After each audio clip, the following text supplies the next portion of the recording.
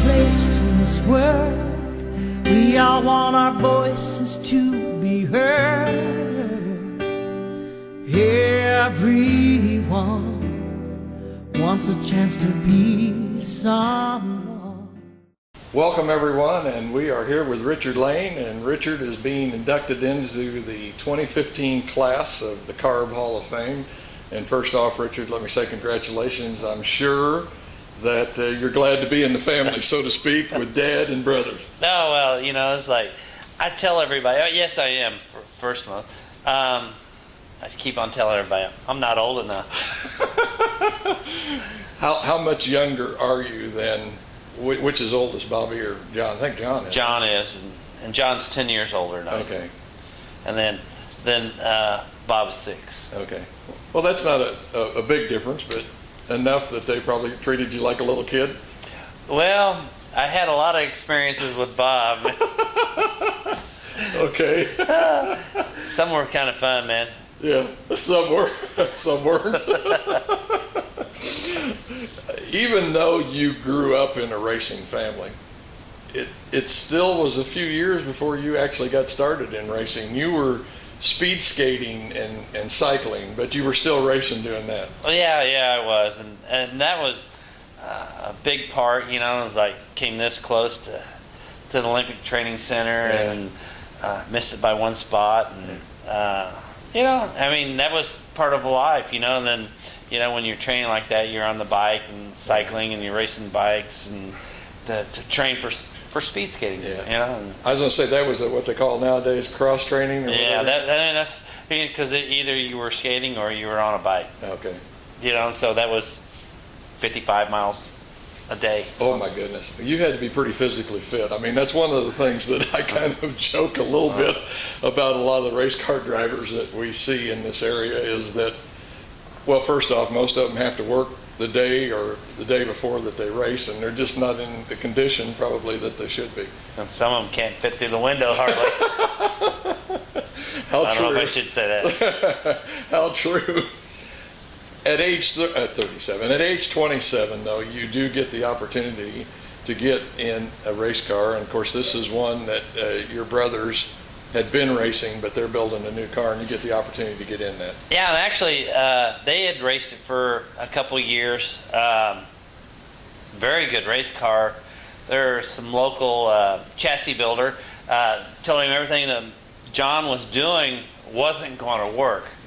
And Huey actually told me, he said he was in the truck and he heard Bob. He didn't know it was Bob, but he heard the hot laps, and he goes, "Uh-oh, this is a new game."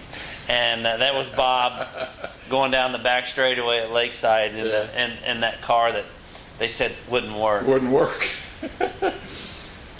Your first year, well, let's go back a little bit. I'm jumping in. They actually take you down to Humboldt and kind of run you through a little training session down there. So that had to be interesting. Oh yeah, it was kind of fun, you know, because we caravan down to Humboldt. But the whole deal is that when I started at Riverside, I truly believe that they didn't want me to be in their way. So they wanted you to be as fast as you could and know what you were doing so that you could stay out of their way. Yeah, well, that way he could pass me, you know. You also make a trip down to Nevada, same thing, kind of a training session. We went from Humboldt, afternoon race, we went to Nevada that one evening, and actually won the trophy dash. I'll be darned. Spun out a local, but Randy Zimmerman. I think your brother John gave you some advice that you adhere to even today. Yeah. At Humboldt, we were leading the heat race, and I spun out all by myself. And after the race, he pulled me back between the trailers, away from everybody, and asked me what happened, you know. And then he told me that, you know, to always keep my car in control, never give it more gas than I can keep it under control with. And I still use that with my son. Yeah. Good training idea. Yeah.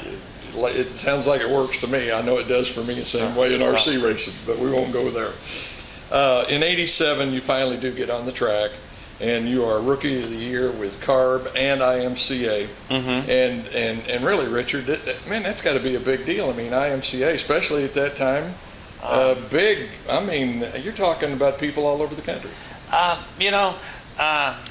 Looking back at it, it's like I really didn't know what I was really into, and then we went to, I don't even remember where exactly it was at. It was in Iowa. We went to the IMCA banquet, and it was a big deal, and I was like, wow. That's when you realized what you'd done. I was like, wow. In '88, the wins start coming as you are the points champion first off at Savannah. Yeah. And do you remember anything in particular about that track? I know we talked on the phone a little bit about it, and I mentioned how rough it was. It was a country racetrack, dark, high banked. I don't know. I just always had fun there, and just enjoyed it. Yeah. I've made a few races up there. I probably wasn't there more than 3 or 4 times, but I did see some really good racing up there. In 89, 91, you and your brothers build what is called a down tube car. Yes. And IMCA doesn't think a lot about it. Yeah, no, they didn't. I guess it didn't fit their profile of what a modified should have looked like. Now this is an A mod. There were no B mods in. Correct. It was a modified. It was. It was just modified. And basically, probably, we were running the 2-link suspensions like a B mod is now with open motors, and they didn't care for the down tubes going down to the front because it didn't look like what a modified should look like, I guess. For the day. Yeah. Just a little too radical for their taste. Yeah. So they outlawed it. They outlawed it, and then they came up with the rules how the bars can go no further forward, and an angle at a certain spot, and it's like, oh well. Did Bobby actually get a chance to race it? No, Bob didn't drive that car. Oh, that was just mine. Oh, that was they built it for you. Yes. Did you get to race it at all then? Oh yeah, we run that several years. Oh, did you? And then originally we were going to go out the lakeside, and they wouldn't allow us to go because the radiator was in the door. They came up with the rule, and they said the NASCAR rules, the radiator had to be in the front, and so we did other things. Did other things. Ran a Tri-Am quite a bit, and David Chapman and I ran door to door many nights. Yeah. Sounds like some fun, though. Oh, that's the funnest racing, isn't it? And actually, I got hurt in that car. The torque arm broke in it, and I can never say enough thanks to David Chapman, because I can remember I'm in the ambulance, and he's carrying my daughter, for my wife, so she could get ready to go to the hospital, and so they could all ride with us. I have to ask you about the radiator in the door. You ever have one of them hoses break or anything? Because, man, there had to be a lot of hoses on that, didn't there? Well, actually, it was very safe because you had the ductwork that went down there that funneled all the air through the radiator. That way you didn't need any fans. Was this for left side weight or what? Actually, the radiator was on the right. Oh, okay. What it did is like you didn't have a fan, so you didn't have any horsepower draw from the fan. Okay. You didn't need to run a fan, I'll be darned. Had that much airflow through it. It was forced air. Forced right in there. In 89, we covered that. We're moving up to 93, and you were leading the points at Shawnee, and on just one night, which is all it takes sometimes for, to turn a season around, you blow a motor, I think you said, in hot laps, and you ended up finishing second. What the deal was is that the week before we were there, and it rained out, and so the following week they had the makeup features, and so we come back, and so it was 2 features, so it was like 2 nights of racing in one night. We blow up in hot laps. We had to put it on the trailer, and so we didn't score points for basically 2 weeks in a row for one night. And Kerry Davis, that nasty old guy, he ended up winning the points championship. I mean, Kerry did a very good job, and I have all the respect for him. And, Yeah. Yeah. I You got it. That's racing. It's a racing deal. It happens quite frequently, more than you want it to. In 95, 96, things really start getting rolling for you. And did I miss the win at Tri-Am? I think it was 93. Besides finishing second to Kerry at Shawnee, you did win the points championship at Tri-Am. Tri-Am, I'll get it out. Yeah. And of course, this later on becomes CMS. So Correct. It's kind of a sign that maybe you're going to do good there. Oh, and over the years that track has completely changed year after year after year. Originally when we started racing there, it was a small quarter mile, dry slick, racing on the bottom. And then as the years came about, it became a D-shaped track. Yeah. And then now they widened it, lengthened it, and at one time they had it was very heavy all night long, and now they've slickened it off. Again, yeah. I think I made a couple of races down there last year, but still a fun place to go, and just some really good racing down there. And boy, just a ton of competitors because of the money that Earl Walls is offering down there. Yeah, I mean it's fun, and I mean when you go there, you know the rules, they're going to stick to them, and I mean it is what it is. Yeah. And, Good deal. It's a good setup. That's all we're going to say. 95, 96, things are really starting to roll as at CMS in 95, 96. I'm not sure which year, but you're voted the most popular driver, and the wins are still coming, and I bet you guys are having a lot of fun in it. We always had fun, and and it's like I've said, a lot of the times, it's like some of the fun was just driving to the races and coming home, and that's all about backing in the driveway and my mom coming to the door. Well, how'd you boys do tonight? It's like that was always special.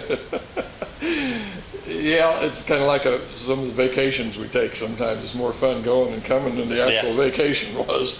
But like I say, it just sounds like you guys were having a ball down there. 1988, and this is probably one of those years you really don't want to remember, as I think you were telling me that they had a few motor problems and things just didn't go well that year. Yeah, it's like that. It always happens sometimes, and what can you say? Yeah.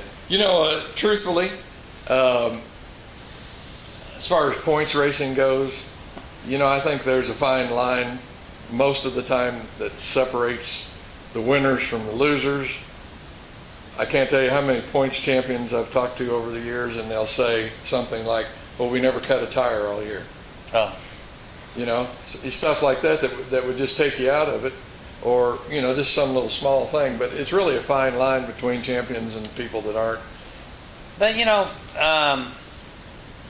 with those championships and stuff like that, I was always told that if you can't finish the race, you can't win. You can't win.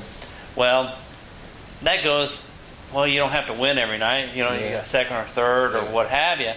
And, it happens during the week when you work on your race car. Right.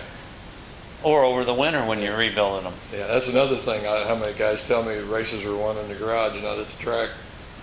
Yeah. You hear that all the time. Hear it all the time. In 1990 to 2000, you buy a dirt works car, but I don't think it ever gets on the track, does it? Or do you get to race it? Yeah, well, we ended up buying that probably in the, it's all the years are running together. I guess it's the age. I'm not that old. But anyway, it's probably like the winter of '99. We bought a new dirt works, and we asked them to build it a special way, and actually it was kind of fun.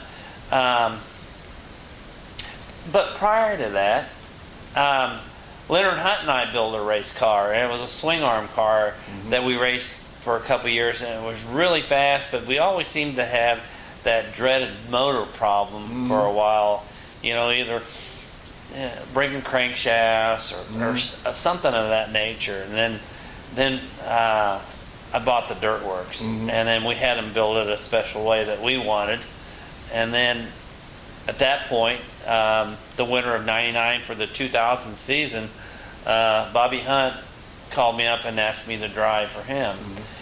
Him and his buddy Norm Walden decided, hey, let's give Layne a try. Yeah, you know, that's got to be kind of a racer's dream, because I mean, it isn't like you're still not putting some expenses out there, because you are, but most of it's coming out of somebody else's pocket. Is that true? You know, the funny part of this is the first night, because originally when I was to race for Bobby Hunt, he called me up, you know, I was putting my car together, the new Dirt Works, and he asked me if I would run 7 races with him, and they were all going to be at Sedalia. That deal fell through, and so we went to Warrensburg, and the very first night, never been in the car, never hot lapped it, nothing. You know, Didn't even hot lap it. nah. Oh, well, we hot lapped it, but the feature, we were leading the feature, and I pulled it in with 1 lap to go. White flag, and right? yeah, and he goes, "What's wrong?" I said, "The motor's blown up." And he goes, "It's still running." He goes, I said, "No, it's blown up." He goes, "I've never had a driver pull one in before, but it's still running." And you know, there was a broken rocker arm stud. And, you know, it dropped the cylinder. You know, and I shut it off, pulled it in. From being on my own money and always being on a budget, you know, it's like that extra, you know, that extra lap of something being down on a cylinder or something wrong. You know, you could, you know, we had to repair that motor and come back the next week. And but from that point on, man, it was a very good relationship with Bobby Hunt. I was going to say, it sounds like it, because, man, you guys had a bunch of wins. We'll go into that later on. But like I say, you and Bobby Hunt get together. First night doesn't go so swell. But in we worked well after that. 2001 to 2003, and in a 3-year run, I can't talk tonight. In a 3-year run, you win 2 points championships and finish second in the other year, which I think was 2001. So, man, it sounds like this team really had things going. I mean, did things just kind of click? I mean, how? It really did, you know, and everything fell into place for us, you know. Earl Walls, you know, with the track, man, the track was always muddy to heavy, which fell into what our car really loved. Now, this was a Leaf Spring car? Yes, it was a Leaf Spring car. It was an Ellis car. And that car just absolutely loved that track. And then I'd come back and I'd tell Bobby, man, the car's too tight on entry, and he'd just, you're going to have to drive it harder. And then, you know, then that's what we had to do, you know. It's like, and it's just drive it in further. And then, and also through those years, I'm not sure which year it was, but if you finished first or second, the following week you had to start at the rear in the feature. And so you had an automatic qualifying spot, and but you had to run the heat race. And then I would always go to the rear and drop back, and then they said, "Man, that doesn't look good. You have to, you know, be up with there." And then we got to doing that, and then as soon as the green would drop, then I'd drop back, and then I'd come up and I'd catch them, and then I'd pull in. And then we got to thinking, well, as we were point racing, and it's like, all right, who's in our heat race? And if we would draw a good number, we would race it and try to win the heat race, which would knock somebody out of the feature. So we would we'd have one less car to pass in the feature. A lot more planning and thinking than what you think when you're just sitting there watching the races. A lot of brains working out there. That's fun. In 2003 to 2009, these are kind of some lean years. I think, as we talked on the phone, what my theory is this is about the time that racing was really making a big change. Of course, you raced mostly A mods down there, or all A mods. All, yeah. And this is when the 4-bar cars started showing up. Like I say, track conditions might have changed, but just wasn't really the best time for Richard Layne. You know what? You know, some nights we would do well, some nights we wouldn't. You know, we broke, and you know, we can't put anything on one thing. You know, a lot of time, you know, it's all luck. you know. So Well, I mean, what can I say? You know, it's like, we had good motors, had good cars. Things just didn't go our way. You know, if we didn't have maybe the right shock for the right time or the right spring, what have you, you know. And but things change. Well, you know, and just not. We went on. Not your time. Just you work your way on through it and try to get something else on down the road. 2009, something kind of different happens for you, but still it's a big deal. I mean, as far as my way of thinking it is, you win the Bull Ring Nationals down at Kemper Arena in a mini sprint. Yeah, that was a new deal. Yeah, how did it come about? Well, my brother at that time started racing the Lightning sprints, and then Chris Schofield, the year before, he asked me to drive his car just to try it, and I liked it. And then Now, was this your first actual open wheel experience? it was probably it was very close to one of the first ones. Maybe not the first one exactly, but I started driving Kendall Rupert, Dave Rupert's son, which was a very good shoe here in the local area. And I raced a few nights with his car, and then we went to the Bull Ring, and he had raced it before. He did well. And he did all the setup, and I can remember scurrying around. We were chasing for tires, and kind of changed our setup after we got there, and the car was fast. Yeah. And you got to race the second year, because I think the second year was, Yes. other than financially, and we won't go into that, but other than financially, I thought it was a much better race track and racing than it was the first year. The first year the track was so soft and they had all kinds of problems, but the second year they actually made a pretty decent track. You know, I didn't go there the first year, but I went in there the second year, and then they had the berm on the inside, and I would just, you know, put the left front up on that and load the right rear, and that thing would just go. And we had it so it'd drive straight up the racetrack, and where a lot of them were just cruising up to the wall. Yeah, they were. And then they were all in the black, and I could turn my car and go up the straightaway and have a great bite, and then, you know, just pick them off one at a time. Now, did you qualify well for that race? I mean, through the qualifying stuff? I mean, where did you actually start in the main? Heck, that's going way back there. We didn't start on the front. We might have been in the first 3 rows. I can't quite remember. Something like that. You know? That's close enough. And we had to pass cars to get there, and so, you know, it was a fun deal. I have to ask you, and I think you kind of covered this already, but man, that's a way shorter wheelbase. Maybe is the power, what is that? Power to weight ratio? Power to weight ratio, is that better than a modified, or? It had to be different driving. They're fast, they're so quick. Very fun to drive. You know, and then when we were racing at Valley, with their transponders that they use there, actually they were faster than the A-Mods. A-Mods, yeah, I've heard that before. That, you know, that doesn't surprise me. But anyway, man, I mean, you know, if a guy's got a resume, I would think that would have to be a pretty good deal. But you know, there were definitely 2 different types of cars between the sprints, the Lightning sprints, and the modifieds. On the bio that I got from Carb, and I forgot to ask you about this, and I meant to last night when we were talking, also says in there you drove a stock car. When was that? Oh man, that was early, because that was that was like at Adrian. This guy bought this old '57 Chevrolet, and they had a street stock race, and I go down there, and I've never drove a street stock before, and you know, I get in there, and I come in from hot laps, man, after this thing, and I was like, man, I've got to take my arm restraints off. I can't stern this thing, man. You know, I was like, I didn't know you had to do it like this. A little more wheel work. Huh? And but you know, there's like, we went out to the heat race. I still didn't know what I was doing, and finished way back.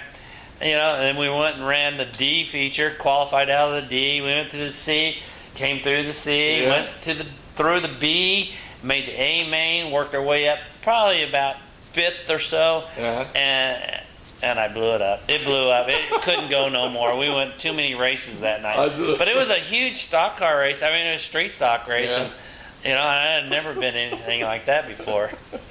Or since.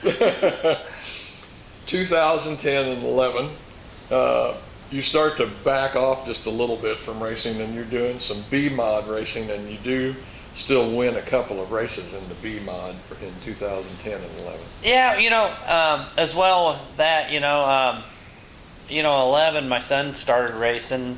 I believe it's 11. Yeah. You have the notes there. I got the notes. But anyway, yeah, we bought a B mod. We were still racing the A mod. Kind of having fun with the B mod. Mm-hmm. It was something a little different, and I wanted to see if, what it was all about. Uh-huh. And then, like I said, then kind of backed off. Son started racing, started helping him more. Yeah. I backed out of the mini sprint, so because I couldn't help him if I was racing too. And so, right. and I have more fun with him now than I do driving myself. That's understandable. I think all of us enjoy watching our kids do stuff, and it has to be rewarding for you too, being a racer yourself, and then getting to see him do as well. It's as great, doing. and sometimes I don't think he liked some of the rides home, listen to what I had to say. But, and it's like, but then again too, it's like, I think some of the nights he enjoyed what I had to say, even though he didn't think he got what he thought he should have gotten, or he didn't do as well as he thought he did. But he did very good things and made good decisions. That maybe the placement didn't show, but he needed to know he did the right thing at the right time. Right. It's that experience. Mm-hmm. That experience. In 2012, you do have another win in the mini sprint. I keep calling them that. They're lightning sprints, whatever. Driving for Bob Douglas, and then you also have a B-mod win. Yeah, that was a non-wing, and I drove Bob Douglas's car a few times, and what was cool is every time I've drove it 3 times, and I've won one, and then the other 2 times we were leading when we had a mechanical malfunction, and I had it. So every time I had been in Bob Douglas's car, we done really well. Yeah. So there again, one of those things where something kind of clicks. Did you do the setup and everything on it? No, Or he was did. Bob involved? He did it all. The first night that I won in his car, actually, I was helping my son. We were parked next to each other, and and it's like he come in and asked me what I needed to do. And I said, well, I don't know. Let's leave it alone right now. Let's go race the heat race and let's see what happens. And then that was the night with the new dirt, and it's like, man, let's just leave it alone. I think you got a good setup here, and things happen for other drivers that didn't go their way, and the race worked out in our favor. The track came to you, and so did the race. Yeah, on the last lap. On the last lap. Can't beat that. I was going to say, that's all it takes is the last one. The rest of them, they count, but not as much. In 2014, now you're running a B-mod chassis, which I think may be behind us here. I'm not sure. Yeah, we went up to Harris, and we got one out of their bone pile, and they fixed, did a refurbished thing on the stub. And originally we were going to run B-mods, and then I decided that how it was going to work out at I-35 with the B-mods, the way they ran the schedule the year before, the B-mods and the lightning sprints were going to be back-to-back, and I was going to have a hard time watching my son and helping him and doing the things that I really wanted to do. And I thought, well, you know what? Let's just run it as an A-mod, and took the B-mod motor, pulled it out, got some heads from Bobby Hunt, the guy I used to drive for, and put those on the B-mod motor and went and raced. And then we kind of took a few weeks off. We put an A-mod motor in there and still running it as a 2-link chassis. And you finish in the top 10. Yeah. That's crazy. To be able to do that with a B-mod, A-mod motor, and not really the heat race. Heat race. It was racy, but come feature time, we would just blow the tires off of it with the motor. Oh wow! Richard, there's one moment or one event really stand out in your memory in your racing career? Well, you look back at it, a lot of them run together, but the one of them really sticks out is beating my brother for the very first time at Savannah, and that was huge because he would never give me anything, and he doesn't give my son anything. If you're going to beat him, you have to earn it, and he'll tell you that. And you're going to beat him, you're going to have to earn it, and so at that point, man, it was like that was one of the big part. That was huge to beat Bobby Layne. I was going to say, let's face it, Bobby, for a number of years, I don't know exactly where to put that, but of course was probably one, if not the top A-mod driver, especially in the IMCA days and around that time. Yeah, he's got a national championship, and and so yeah, he's bad, bad being good. But I think you said you also had another moment that was pretty neat that you really enjoyed, you and your wife. With my son, his very first Lightning Sprint win, and actually he beat my brother. And it's like, and what was cool is Bob says, man, he earned it, I mean, he earned it, and the kid did good, and his mom and I are acting like school, high school cheerleaders, and we were very happy and proud, and it was very exciting. It's pretty neat. That'll be what, third generation? Yeah. Third generation Layne, and I think maybe the only one out of the grandchildren or whatever that's carrying on the Layne tradition in racing. And the thing is with my dad and with his illness that he had, last season my son had a theme of my dad's, one of his later cars, and if you put the two together, and I have a picture I can show you, one in 1959 and my son's, the 2014 version of it, but he took the paint scheme and all that and did a tribute to my dad. Yeah, that's neat. I love that. That's pretty cool.